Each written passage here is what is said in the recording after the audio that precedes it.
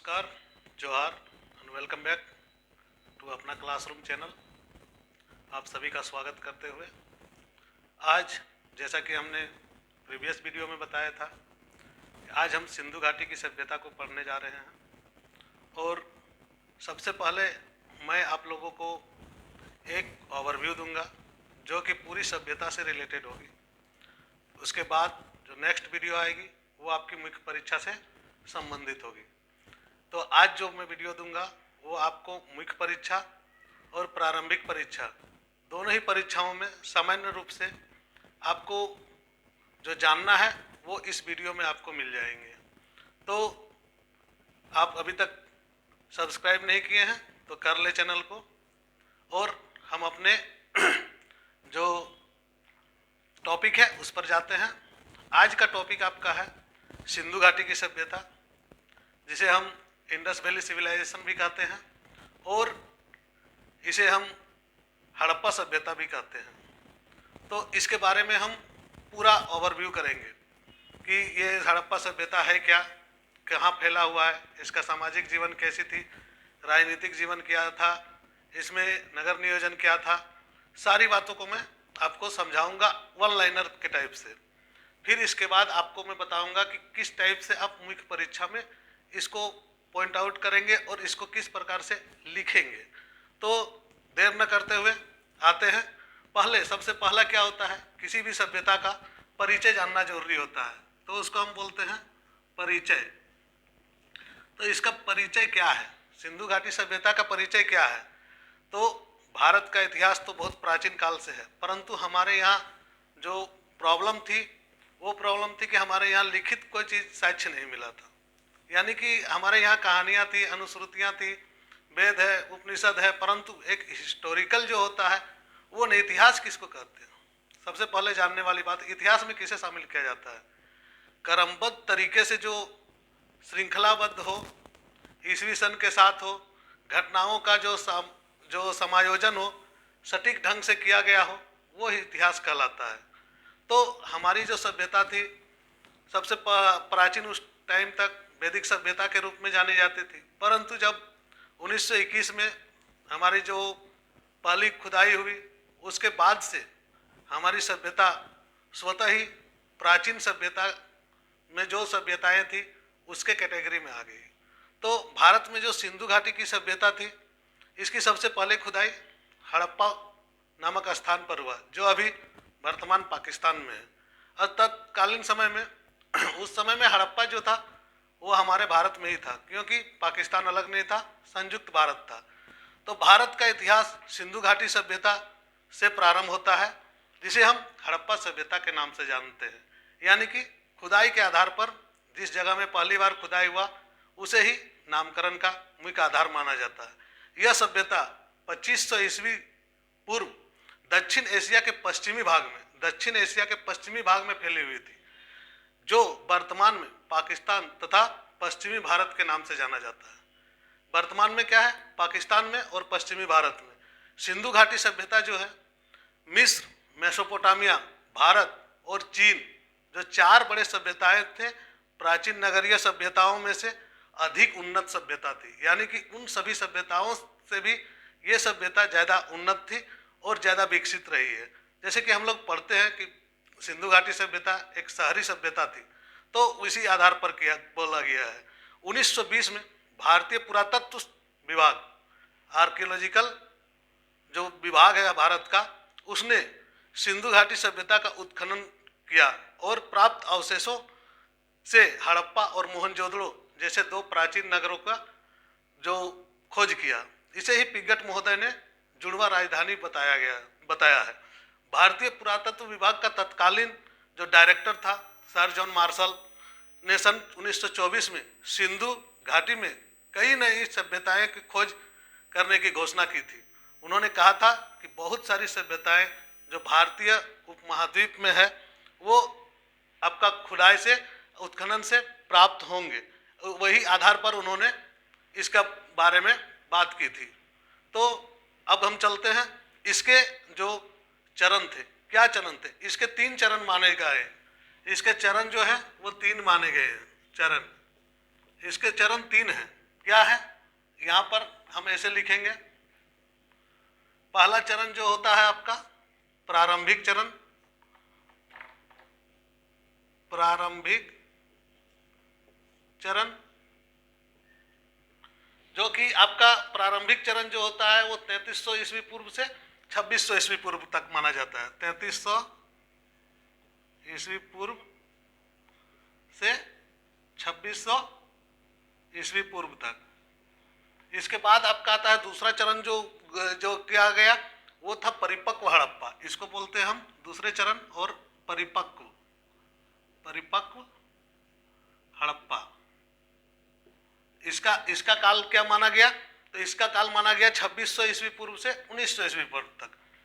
2600 से 1900 ईस्वी पूर्व तक आप ये ध्यान रखेंगे, सारे ईस्वी पूर्व में होंगे, ठीक है।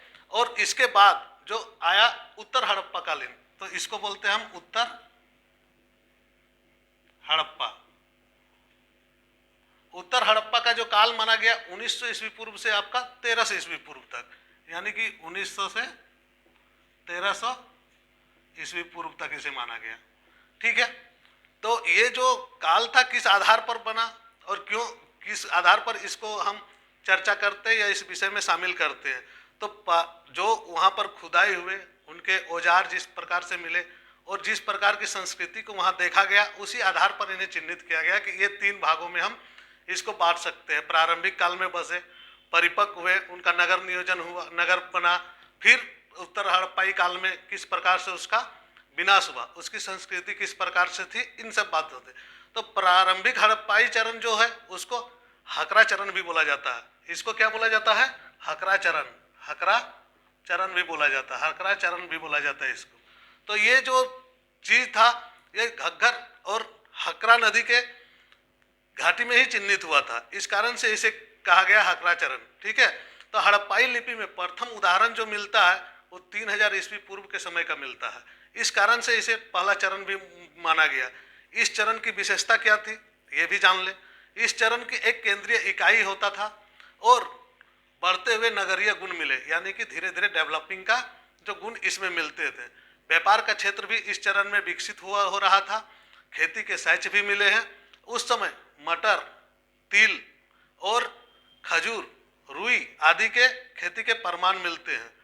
उसके बाद आप जाइएगा, आगे बढ़ते हैं, कोटदीजी नामक स्थान पर परिपक्व हड़प्पाई मिला। कहाँ, कोटदीजी में। परिपक्व मतलब ये वाला कोटदीजी, ये जो है कोटदीजी जगह जो है उसमें आपको मिला परिपक्व हड़प्पा का काल मिला। तो परिपक्व हड़प्पा का जो चरण प्रदर्शित हो रहा था ये क्या था, 2600 ईस्वी पूर्व से सिंधु नदी घाटी के तट पर अपने परिपक्व अवस्था में प्रवेश कर चुका था। तो परिपक्व हड़प्पाई सभ्यता जो था, परिपक्व हड़प्पाई सभ्यता जो था उसके आने में प्रारंभिक हड़प्पाई सभ्यता के बड़े बड़े नगरीय केंद्र में परिवर्तित हो चुके थे। कहने का मतलब है कि जो बड़ा बड़ा नगरीय केंद्र था उस रूप में वो अब डेवलप होने लगे थे, जो परिपक्व हड़प्पा था। जैसे कि इस दौरान ही आपको हड़प्पा और मोहनजोदड़ो नामक 2 विशाल नगर का स्थापना हुआ था, ये परिपक्व हड़प्पा का काल था। परिपक्व हड़प्पा में हड़प्पा और मोहनजोदड़ो जो 2 विशाल नगर है वो इसी काल में था। सिंधु घाटी सभ्यता का जो था लोथल, जो वर्तमान गुजरात में है, वो भी परिपक्व हड़प्पा का काल ही था। इसी क्रम में जो अब अंतिम उदाहरण में जाते हैं, उत्तर हड़प्पा काल। उत्तर हड़प्पा काल उसको बोलते हैं जो सिंधु घाटी सभ्यता के क्रमिक विकास के बाद जो पतन होते होते जो बचा था उसे हम आपका उत्तर हड़प्पा काल में लेते हैं। तो उत्तर हड़प्पा काल का जो है ये सभ्यता का पतन आरंभ हो जा चुका था। यहाँ पर क्या 1800 ईस्वी पूर्व से 1700 ईस्वी पूर्व तक आते आते हड़प्पा काल सभ्यता का जो है कई शहर जो है ना वो विनाश हो चुका था, उसका कंप्लीटली पतन हो चुका था, यही कहा जाता है। परंतु जो है लेकिन प्राचीन घाटी सभ्यता के बाद भी संस्कृति का तत्व जो है वो अभी भी देखा जा सकता है, उनकी झलक अभी भी मिलते हैं। और आज भी जब खुदाई के दौरान इस तरह का जब वो आता है बातें तो ये खुदाई के बाद आपको मिलते हैं। इसी प्रकार से पुरातात्विक आंकड़ों के अनुसार जो है जो अंतिम हड़प्पा का काल माना जाता है उसे 1000 से 900 ईस्वी पूर्व तक माना जाता है, यानी कि कहा जाता है कि ये 1000 से 900 ईस्वी पूर्व। लेकिन जो कार्बन डेटिंग पद्धति आया है उसके अनुसार एक स्पेसिफिक डेट भी बोला गया है। उसके अनुसार एक स्पेसिफिक डेट जो है आपका 2500 से 1750 ईस्वी पूर्व, इसे माना गया है। तो आप याद रखेंगे कि ऑब्जेक्टिव में जो 2500 से 1700 ईस्वी पूर्व जो माना जाएगा वो आपका हड़प्पा सभ्यता का मूल काल माना जाएगा। यानी कि 2500 से 1700 ईस्वी पूर्व, 1750 ईस्वी पूर्व आपको यही टिक लगाना है। यही जो ऑप्शन देगा हड़प्पा सभ्यता का काल, तो आपको यहाँ पर इस चीज को ध्यान देना होगा। तो चलिए इस सभ्यता का सबसे बड़ी विशेषता जो थी उस पर हम बात करते हैं। ये आप लोग नोट कर लेंगे और हम लोग चलते हैं। इसके बाद जो दूसरा है इसका नगर नियोजन पर बात करेंगे और उस बारे में थोड़ा बहुत जानेंगे जो कि हमारा मुख्य परीक्षा में भी लिखना है। तो दूसरा चीज है यहाँ पर नगर नियोजन जो था हड़प्पा काल का, जो नगर नियोजन था, ये बहुत ही इम्पोर्टेंट होता है और आपको मुख्य परीक्षा में बार बार पूछे जाते हैं। तो जब मुख्य परीक्षा का मैं लिखाऊंगा तो उस टाइम आपको पूरा डिटेल से समझाऊंगा कि इसका क्या लिखना है, इसका जो आपका परिचय में क्या देना है, नगर नियोजन को किस प्रकार से आपको सुसज्जित करना है। तो आप अभी ये जाने कि हड़प्पाई सभ्यता में अपनी एक नगर नियोजन प्रणाली थी जो कि उन्नत किस्म की थी और मोहनजोदड़ो और हड़प्पा में नगरों में दुर्ग भी मिले थे जो नगर से कुछ ऊंचाई पर स्थित होते थे। ये भी कहा जाता कि वहां पर जो दुर्ग मिले थे वो नगर से कुछ ऊंचाई पर स्थित होते थे, जिसमें अनुमानतः कहा जाता है कि उच्च वर्ग के लोग उसमें निवास करते थे। यानी कि इससे क्या पता चलता है कि वर्ग व्यवस्था या वर्ण व्यवस्था या उच्च नीच का जो कर्म था वहां पर विद्यमान थे। दुर्ग के नीचे सामान्यतः जो दुर्ग का जो निर्माण सामान्यतः ईंट से निर्मित नगर होते थे। अब ये भी पता चल गया कि ईंटों का निर्माण वहां पर होता था जिसमें सामान्य लोग निवास करते थे। ईंटों से जो निर्माण होता था उसमें सामान्य लोग निवास करते थे। और आपके हड़प्पा सभ्यता में जो ग्रिड प्रणाली मौजूद थी, ग्रिड प्रणाली जो बोलते हैं, आज भी हम लोग ग्रिड देखते हैं, एक के ऊपर एक ऐसे सटा हुआ रहता है, उसे ग्रिड प्रणाली बोलते हैं। जो ईंटे को हम लगाते हैं ऐसे ऐसे, वो भी ग्रिड प्रणाली ही कहलाता है। इसके अंतर्गत जो सड़कें जो बनती थी वो एक दूसरे को समकोण पर काटती थी। यानी कि एक सड़क अगर इधर से गई है तो दूसरी सड़क आके यहाँ पे मिलेगी, तो ये समकोण पर काटती थी। अन्न भंडार का निर्माण हुआ था। यानी कि जो आज हम वर्तमान में कोल्ड स्टोरेज देख रहे हैं या पटना का गोलघर जैसे बोल सकते हैं, अन्न का भंडार जहाँ पर हम लोग स्टॉक करते हैं, उस प्रकार का अन्न भंडार आप वहाँ भी आपको हड़प्पा सभ्यता में भी देखने को मिलता है। ये भी बात पता चला है कि कहीं कच्चे ईंटों का मकान बनाया जाता था और कहीं पकाई हुई ईंटों की मकान बनाई जाती थी, क्योंकि मिस्र का जो मकान था इसके लिए ईंटों का जो निर्माण होता था वो शुष्क ईंटों का निर्माण होता था। यानी कि पकाई हुई ईंटों का मिस्र की सभ्यता में जो फराओ राजा लोग होते थे वे लोग बनाते थे। और यहाँ पर भी आपको जो ईंट है वो सामान्यतः कहीं कच्चे और कहीं पक्के ईंटों का प्रयोग यहाँ पर किया गया था। आपको बता दें कि जल निकास के लिए जो व्यवस्था थी वो बहुत ही प्रभावकारी थी, क्योंकि आज देखिए, आज वर्तमान समय में जल निकास एक बहुत बड़ी समस्या बनी हुई है, परंतु उस काल में जल निकास की एक उन्नत व्यवस्था थी कि अगर बारिश होगी तो सड़क पर पानी नहीं जमेगा। आज तो सड़कों पर बाढ़ आ जाती है। आप देखें बड़े बड़े स्मार्ट सिटी के नाम पर होते हैं और वहाँ पर जल जमाव ऐसी होती है कि आपको चलने फिरने का भी जगह नहीं मिलता है, उस समय यातायात बाधित हो जाती है। परंतु हड़प्पा सभ्यता में ऐसी नहीं थी। हड़प्पा सभ्यता में एक उन्नत जल निकास की व्यवस्था थी, ये उसका नगर योजना था। कालीबंगा जो स्थान था वहाँ पर घरों में कुएं नहीं पाए जाते थे। यानी कि कुएं नहीं पाए जाते थे, पीते थे कहाँ से पानी, सप्लाई पानी की व्यवस्था थी वहाँ पर। उन्नत किस्म का सप्लाई का पानी आता होगा तब न वहाँ पर सब लोग पीते थे। लोथल और धोलावीरा में संपूर्ण विन्यास के साथ मजबूत दीवारों का निर्माण भी किया गया था। यानी कि चारों बगल दुर्ग को घेरा हुआ दीवारें थी। यानी कि अपने आप को सुरक्षित महसूस कराने के लिए और सुरक्षा प्रदान करने के लिए इस प्रकार का व्यवस्था वहाँ पर की गई थी। आपको बता दें दोस्तों कि यहाँ की अर्थव्यवस्था भी उतना ही उन्नत थी। अनगिनत संख्या में मुहरें मिली है। अर्थव्यवस्था में क्या था, अर्थव्यवस्था में बोलता अनगिनत संख्या में मुहरें मिली है। आप लोग पढ़े हैं, वन लाइनर में कहीं भी पढ़े होंगे कि ये लोग व्यापारी थे, व्यापार करते थे। अनेक जगहों में हमारे जो देश के मनके हैं, यानी कि सिंधु घाटी सभ्यता के जो मनके हैं वे मिले थे। हड़प्पाई लोग पत्थर, धातुओं और सीप शंख इत्यादि का व्यापार करते थे। धातु मुद्रा का प्रयोग वे लोग करते थे और व्यापार मुख्य रूप से वस्तु विनिमय प्रणाली पर आधारित था। वस्तु विनिमय प्रणाली वो प्रणाली होता है जिसे हम बार्टर सिस्टम कहते हैं, यानी कि एक वस्तु दीजिए दूसरा वस्तु भी आपको लीजिए। लेकिन साथ ही साथ यहाँ पर दोनों चीज थे, वस्तु विनिमय के साथ ही आपको मनके थे, जो सिक्के थे, मुहरे थे, इस टाइप के भी जो विनिमय के साधन थे यहाँ पर। ये इसका कहीं कहीं प्रमाण मिला है, लेकिन पूर्ण रूप से सिक्कों का प्रमाण अभी नहीं है। अभी हमारा मुख्य रूप से हम आधारित हैं वस्तु विनिमय प्रणाली पर ही, क्योंकि अभी तक भाषा को पढ़ी नहीं जा सकी है। जो सिंधु सभ्यता की लिपि है, किलाकार लिपि, इसे पढ़ा नहीं जा सका है। इस कारण से ये प्रॉब्लम होता है। धातु मुद्रा का प्रयोग नहीं होता था, यानी कि धातु का जो मुद्रा होता था उसका प्रयोग यहाँ पर बिल्कुल नहीं होता था। व्यापार विनिमय प्रणाली ही थी, मुख्य रूप से यही माना जाता है। लेकिन कहीं कहीं जैसे मुहरे मिले हैं इधर उधर, तो कुछ इतिहासकार ये भी कहते हैं कि मुहरे ही एक प्रकार का उस टाइम सिक्के हुआ करते थे।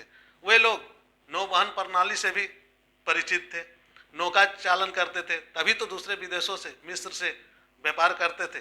तो उनका जो आपका मिस्र की सभ्यता से जो लेन देन थी वो नौका से ही हो सकती थी, क्योंकि उस समय सड़क मार्ग तो विकसित नहीं था, आज भी उतनी विकसित नहीं है सड़क मार्ग। तो उस कारण से नौका जो है वही सुगम माध्यम होता था। दजला फरात जो नदी है उसका जो व्यापारिक संबंध हुआ करता था, दजला फरात आपको बता दे, दजला और फरात मिस्र की सभ्यता का जो है, नदी घाटी सभ्यता में मिस्र की सभ्यता का ही नदी घाटी जो है वो दजला फरात नदी के किनारे मिस्र की सभ्यता बसी हुई थी, तो वहाँ से इनका व्यापार चलता। हड़प्पा जो थे प्राचीन लेपिस लाजुली मार्ग से व्यापार करते थे। ये एक स्पेसिफिक टर्म है दोस्तों, लेपिस लाजुली। यूपीएससी में ये हमेशा पूछा जाता है, इसलिए आपको ये चीज़ को ध्यान रखें। कभी भी जेपीएससी या बीपीएससी में भी ये क्वेश्चन गिर सकता है। लेपिस लाजुली मार्ग, इसका नाम है लेपिस लाजुली मार्ग। मैं लिख देता हूँ ताकि आपको सुविधा हो समझने में। लेपिस लाजुली, लेपिस लाजुली मार्ग से ये लोग व्यापार करते थे। इसका जो व्यापार था, पृष्ठभूमि था, वो वाणिज्यिक पृष्ठभूमि के लोग हुआ करते थे जो व्यापार करते थे। चलिए, ये आपकी अर्थव्यवस्था से हो गया। अब हम आपको ले जाते हैं नेक्स्ट टर्म में, यहाँ की शिल्पकला। यहाँ की शिल्पकला बहुत ही फेमस थी। हड़प्पाई लोग जो है कांस्य का आपको पता चलता, कांस्य जुगीन सभ्यता भी इसे कहा जाता है। तो कांस्य का कैसे पिघलाना है इसकी भली भांति इन्हें जानकारी थी, और कांस्य से बहुत तरह की मूर्तियां ये लोग बनाते थे। तांबा का भी खोज इन्होंने कर लिया था, राजस्थान की खेतड़ी से तांबा का लगाया जाता था, और टीन ये लोग अफगानिस्तान से मंगाते थे। आपको मैंने बताया कि धातुओं का इस दौरान सिर्फ लोहा छोड़ के आपका बहुत सारे धातुओं का प्रयोग ये लोग कर चुके थे। बुनाई उद्योग में ठप्पे का कार्य, ठप्पा मतलब जो पिक्चर बनाते हैं ठप्पा मार के हम लोग कपड़े में, वो कार्य भी ये लोग सीखे हुए थे। शिल्प कला में ये लोग दक्ष थे, नौका बनाना या मुहरे बनाना, टेराकोटा बनाना, ये सब शिल्प कला के योगदान है, शिल्प कला के क्षेत्र में आते हैं। जौहरी वर्ग जो थे वे सोने से परिचित थे, चांदी से परिचित थे, और उससे आभूषणों का निर्माण भी करते थे। यानी कि जौहरी लोग इस काल में लोहा छोड़ के सोना चांदी का भी आपको प्रमाण मिल जाते थे। मिट्टी के बर्तन जो होते थे वो बहुत ही कलात्मक ढंग से बनाए जाते थे, और इनकी जो विधियाँ थी, हड़प्पाई लोग चमकदार यानी पॉलिश बर्तनों का प्रयोग करते थे, चमकदार बर्तन का जो है प्रयोग करते थे वे लोग। इसलिए हम इसका शिल्प कला को हम कमजोर नहीं आंक सकते हैं, बहुत ही उन्नत किस्म की शिल्प कला भी रही है। अब हम चलते हैं धर्म के बारे में बात करते हैं, कैसी थी धार्मिक व्यवस्था यहाँ की। सिंधु घाटी सभ्यता के धर्म में क्या थे, अब धर्म के बारे में हम चर्चा करें। आज धर्म को लेकर बहुत बड़ा बखेड़ा खड़ा हुआ है कि कौन हिंदू है, कौन मुस्लिम है, कौन सिख है, कौन ईसाई है, सबको लड़ाया जाए और अपनी राजनीति करने रोटी सेका जाए। परंतु उस काल का धर्म जो था, टेराकोटा की लघु मूर्तियों में महिला का चित्र मिलता था। ये जान लीजिए कि आज जो इतनी सारी घटनाएं हो रही है, महिलाओं का अपमान हो रहा है, उस काल में नहीं था। महिला की प्रधानता थी और महिलाओं की पूजा की जाती थी। लघु मूर्तियों में दिखाया गया है कि महिलाओं के गर्भ से उगते हुए पौधे का, यानी इससे क्या पता चलता है, सृजनात्मक शक्ति जो है वो पुरुष में नहीं महिला में है। महिला से ही आप इस संस्कृति का ही नहीं पूरे विश्व की कल्पना कर सकते हैं। बिना महिलाओं की आप विश्व की कल्पना बिल्कुल नहीं कर सकते हैं। हड़प्पाई जो था पृथ्वी को उर्वरता की देवी के रूप में मानते थे और पृथ्वी की पूजा भी करते थे, उसे माता भी कहा जाता था। मिस्र के लोग, जो कि इस काल में मिस्र के लोग थे, वो नील नदी की पूजा करते थे देवी के रूप में, यानी कि देवी की प्रधानता इस काल में आपको देखने को मिलेगी। देवताओं के तरफ से हाथी, एक तरफ बाघ तथा एक तरफ गेंडा के सिंहासन पर पीछे भैंसा का चित्र बनाया गया एक मिला हुआ है, जिसमें उसके पैरों के पास 2 हिरण का चित्र है।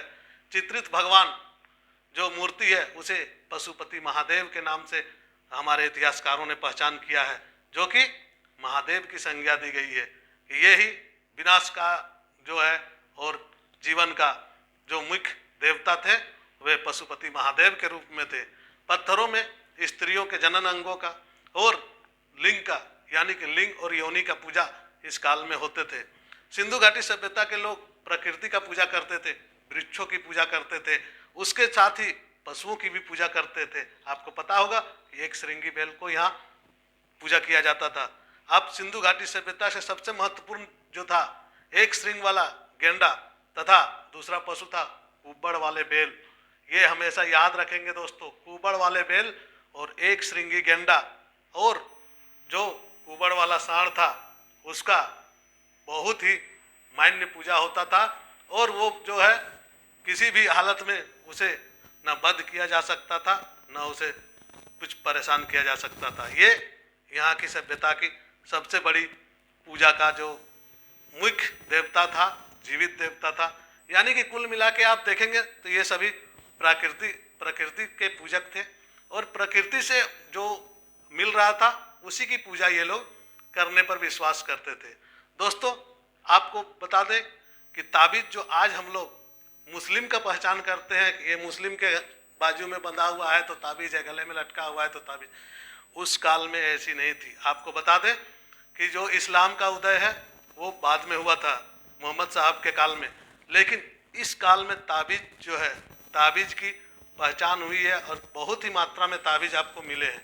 तो आपको बता दें कि यहाँ का जो धर्म था बहुत ही विकृत परिस्थिति में जो आज देख रहा है वैसा नहीं था, सामान्य था। और आपको यहाँ के धर्म में एक चीज़ आपको देखने को मिलेगा कि ये लोग प्रकृति के पूजक थे और प्रकृति की पूजा करने में ये लोग ज़्यादा समय देते थे और धर्म को आधार पर समाज को बांटने का काम ये इन लोगों ने नहीं किया था। तब इसके बाद क्या बचता है, हमने नगर नियोजन कर लिया, धर्म देख लिया, शिल्प देख लिया, परिचय देख लिया। अब आता है जो परिपक्व हड़प्पा हुआ, उसके बाद उत्तर हड़प्पा काल में इस सभ्यता जो इतनी बड़ी थी इसका पतन कैसे हो गया। देखिए पतन को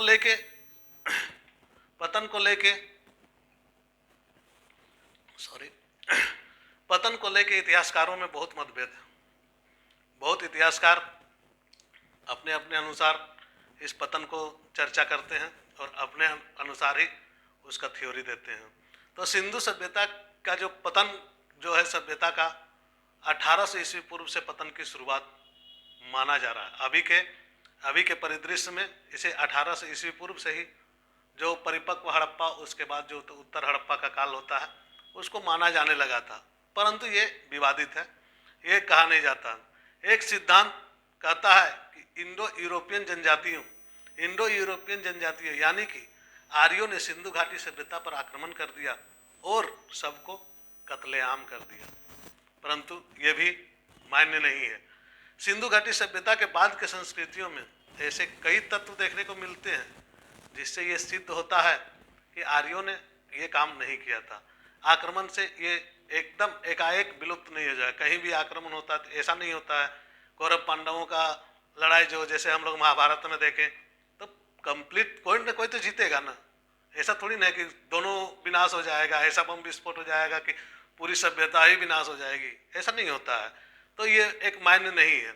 दूसरी तरफ पुरातत्वविद मानते हैं कि ये पतन जो है वो प्रकृति जन्य है, यानी कि बाढ़ आया होगा, भूकंप हुआ होगा, और या तो कुछ इस टाइप की घटना हुई होगी जिसके कारण वहाँ रहने लायक और नहीं रह गया।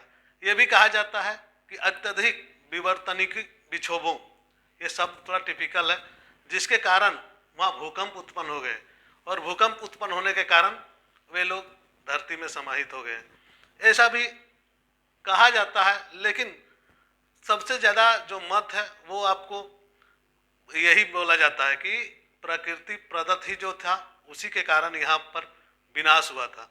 एक अन्य कारण है कि नदियों द्वारा अपना मार्ग को परिवर्तित कर लिया गया और इन क्षेत्रों में बाढ़ आने लगी। तो नदियों ने जो मार्ग को परिवर्तित किया तो वे लोग कहीं जाके तो बसे होंगे ना, ऐसा थोड़ी नहीं कि नदी आया और सब बह के चले गए, तो वे लोग शिफ्टिंग हो गए।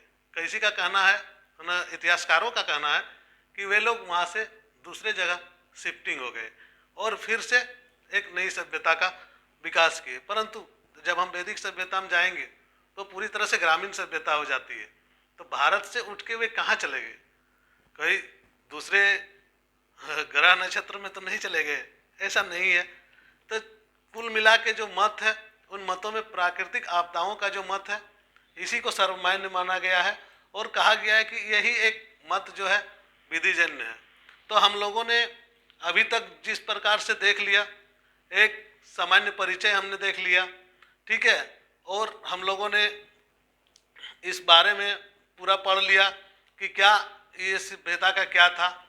अब जो नेक्स्ट क्लास में आपका नेक्स्ट वीडियो जो होंगे वो इसका मुख्य परीक्षा से संबंधित होंगे, आपका मुख्य परीक्षा से संबंधित।